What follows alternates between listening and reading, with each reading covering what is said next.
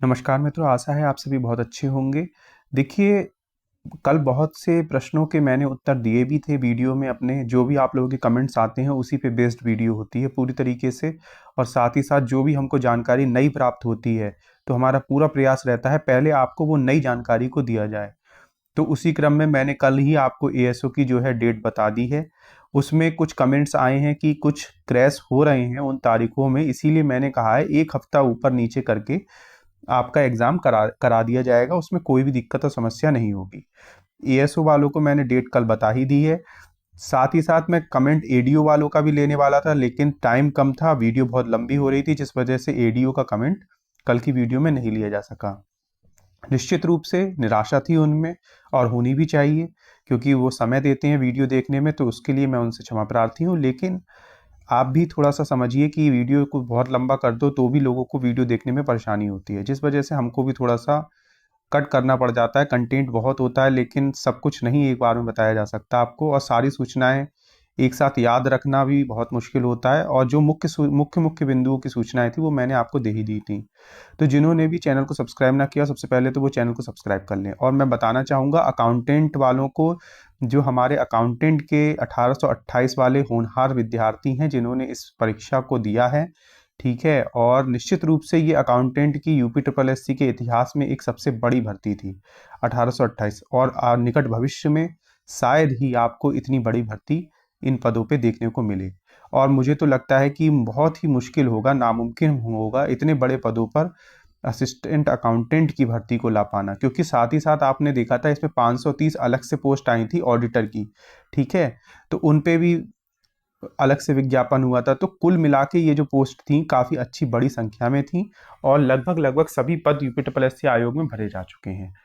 फिर भी कुछ पद जो होते हैं समय के साथ खाली होते हैं, जिनमें कुछ लोगों का आप देखते हैं देहांत हो जाता है, तो उनका मृतक आश्रित के पद बचते हैं, तो उनको भी ज्वाइनिंग दी जाती है उन पे।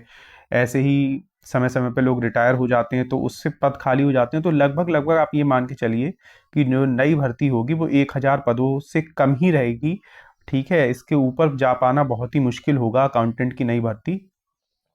और मैं अकाउंटेंट वाले जो 1828 वाले अपने फाइनल रिजल्ट का वेट कर रहे हैं, तो मैं उनको बता देना चाहता हूँ वो इस चीज़ को गांठ बांध ले कि उनका ये जो रिजल्ट है वो अप्रैल के अंतिम सप्ताह में या फिर मई के प्रथम सप्ताह में जारी कर दिया जाएगा।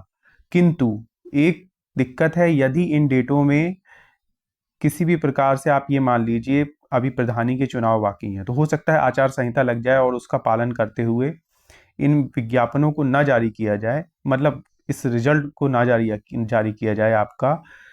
ये हो सकता है, पॉसिबिलिटी है, लेकिन इसकी संभावना बहुत ही कम है। प्रधानी का चुनाव है, कोई इतना भारी चुनाव नहीं है पूरे स्टेट पे उसका असर पड़ता हो। गांव गांव संकाय पे इसका असर पड़ता है, बहुत ज़्यादा भर्तियों का इस पे असर देखने को नहीं मिलता है। लेकिन चूंकि अब हर चीज़ त्योहार की तरह मनाई जाती है, आप जानते हैं प्रधानी भी आजकल त्योहार हो गई है। गांव में जितने लड्डू शादी में नहीं बंटते हैं, उससे ज़्यादा पहले 6 महीने पहले आप देखते होंगे प्रधानी में बंटते हैं।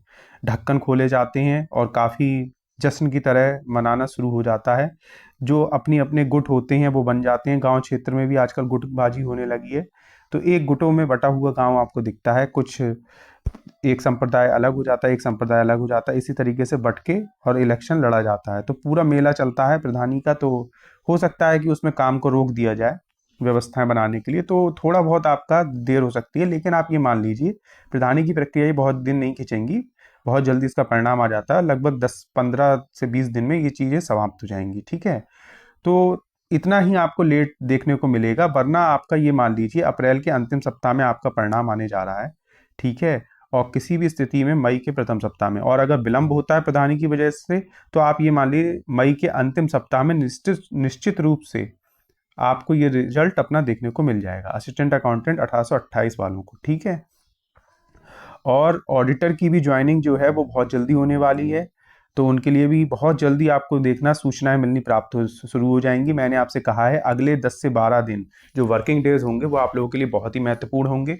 कई नई वैकेंसियां आएंगी, आपको देखने को मिलेंगी, क्योंकि सभी वैकेंसियां देनी है और उनमें आप जानते हैं पर्याप्त समय देना पड़ता है और एक एक करके फॉर्मों को भरवाना होता है, जो एक लंबी प्रक्रिया होती है। आप देख रहे हैं अभी जितने भी विज्ञापन आए हैं, लगभग लगभग वो प्रक्रिया जो फॉर्म भरने तक की है, आप देख रहे हैं 3 महीने 2.5 महीने ले रही है अभी भी। तो ऐसी प्रक्रिया निरंतर जारी रहेंगी। तो जो लोग इसकी असिस्टेंट अकाउंटेंट न्यू भर्ती की राह देख रहे हैं, कब उनकी नई वैकेंसी उनको देखने को मिलेगी, मैं उनको बताना चाहूँगा जैसे ही आपका 1828 का फाइनल परिणाम आने वाला होगा, उससे पहले ही आपको ये नई वैकेंसी का नोटिफिकेशन भी देखने को मिल सकता है, जिसकी पूरी संभावना बन रही है। नहीं तो इस भर्ती के बाद जो भी पद रिक्त हैं उन पे आपको ये भर्ती देखने को मिलेगी। और कल भी मैंने आपको बताया था कि एक बहुत ही अच्छी सूचना आप लोगों के लिए मिली है, मैं आपको दिखा भी देता हूँ।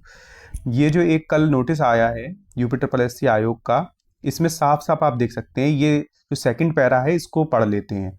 उत्तर प्रदेश प्रदूषण नियंत्रण बोर्ड पत्र संख्या फलाफला दिनांक 25/3 द्वारा अवगत कराया गया है कि उत्तर प्रदेश प्रदूषण नियंत्रण परिषद सेवा नियमावली फलाफला गजट प्रकाशित करने की तिथि स्वयं सो प्रवृत्त हो गई है। उक्त संशोधित विनियमावली 2026 माध्यम से सेवा विनियमावली क्रम संख्या फलाफला उल्लिखित लेखाकार लेखा परीक्षक से संबंधित प्रविष्टियों को संशोधित किया गया है। देखिए लेखाकार क्या लिख रहा है यहाँ पे, लेखाकार लेखा परीक्षक से संबंधित प्रविष्टियों को संशोधित किया गया है, जिसमें लेखाकार लेखा परीक्षक के पदनाम के स्थान पर सहायक लेखाकार तथा वेतनमान शैक्षणिक अर्हताएं अधिमानी अर्हताएं एवं आयु उत्तर प्रदेश सरकारी विभाग अधीनस्थ लेखा संवर्ग अराजपत्रित, ठीक है, सेवा नियमावली 2014 यथा संशोधित के अनुसार किया गया है। अब जो लोग इस चीज को ना समझ पाए हो विवरणात्मक रूप से, तो मैं उनको इस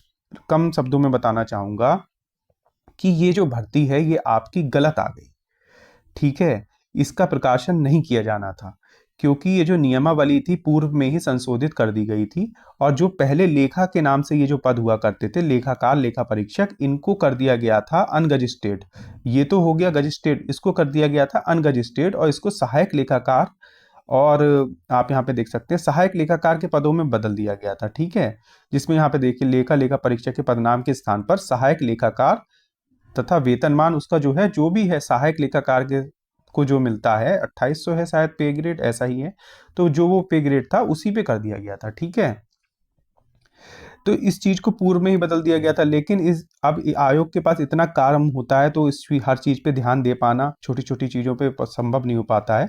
तो ये गलती से ये नोटिफिकेशन आपका प्रकाशित हो गया, 22 पद इसमें जोड़ दिए गए।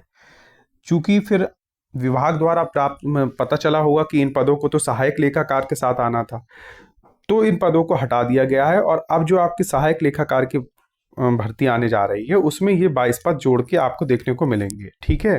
तो निरंतर यूपी आयोग को आप देख रहे हैं पद प्राप्त होते जा रहते हैं जहां जहां भी रिक्त होते हैं। तो ये एक छोटी सी चूक हो गई थी, आप कह सकते हैं। ये जहां से पत्र भेजा गया होगा वहां पे भी लेखाकार के ही पोस्ट भेजे गए होंगे आयोग को, लेकिन उनको शायद वो उनसे वहां पे चूक हुई है आयोग को भेजने में। तो आयोग ने वैसा ही जैसा आता है वैसा ही प्रकाशित कर दिया जाता है, ठीक है। तो यहाँ पे वो संशोधित किया गया और अब आपको ये जो भर्ती है नई जो 22 पदों पे है, ये भी आपको जो असिस्टेंट अकाउंटेंट की नई भर्ती आने वाली है 1000 प्लस पद उसी के साथ देखने को मिलेगी। तो ये निश्चित मान लीजिए कि आपकी ये भर्ती आने वाली है, ठीक है। ऐसा नहीं है कि भर्ती नहीं आएगी, निश्चित रूप से ये भर्ती आएगी। कुछ और पद भी हैं जो डिपार्टमेंट से प्राप्त हुए हैं असिस्टेंट अकाउंटेंट की, तो आपको 1000 के आसपास ये पद देखने को मिलेंगे असिस्टेंट अकाउंटेंट के। साथ ही साथ अब हम इस वीडियो को एंड कर देते हैं क्योंकि एडीओ वालों को तो कुछ जानना नहीं होगा। चलिए फिर से नाराजगी उनकी शुरू हो जाएगी, इसलिए बता देते हैं कि एडीओ वाले जो भी विद्यार्थी हैं उनको कल मैं जवाब नहीं दे पाया था, लेकिन मैं उन्हें बताना चाहूँगा कि बिल्कुल परेशान ना हो। एडीओ लोअर पीसीएस से अलग आने वाला है, जिसकी पूरी संभावना है। आप यदि तार्किक रूप से भी दृष्टि से भी देखें तो एडीओ यदि साथ में आ सकता था लोअर के, तो फिर जो आपकी एएसओ की भर्ती है इसको भी लोअर के साथ भी दे सकते थे। और अगर कट ऑफ अलग ही बननी थी तो एएसओ की भी कट ऑफ अलग बन जाती, एडीओ की भी कट ऑफ अलग बन जाती, और लोअर के जो विभिन्न पद हैं उनके लिए भी कट ऑफ अलग अलग बन जाती। फिर जब एक परिणाम आता कट ऑफ का, तो जब पैड कट ऑफ का रिजल्ट आता तब उसमें देख लिया जाता सभी का अलग अलग, ठीक है। लेकिन ऐसा नहीं होता है, जो भी पद होते हैं अलग होते हैं, वो जो अलग विशेष योग्यता के पद होंगे वो अलग से ही आएंगे।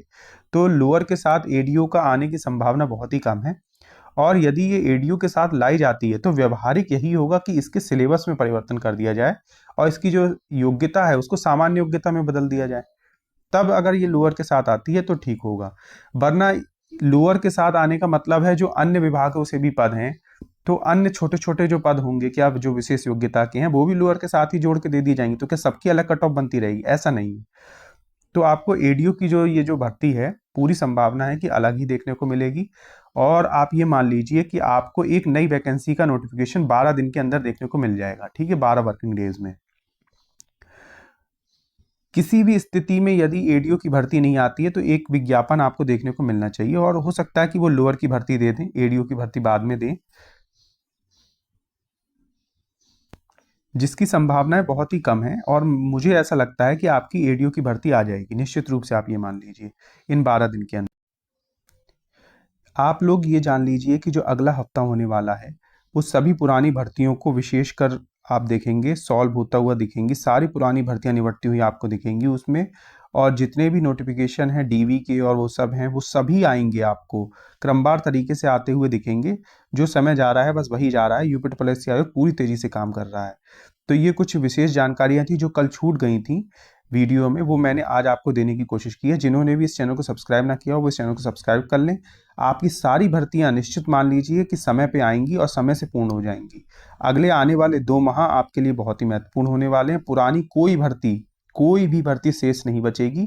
जो भी नए विज्ञापन आए हैं उन पे ही फिर काम होगा, और जो परीक्षा में देरियां हो रही हैं वो देरियां भी अब पुनः खत्म होंगी, और निश्चित रूप से आपको नया कैलेंडर भी देखने को मिलेगा। तो चैनल को सब्सक्राइब कर लें, और वीडियो को देखने के लिए आप सभी का बहुत बहुत धन्यवाद।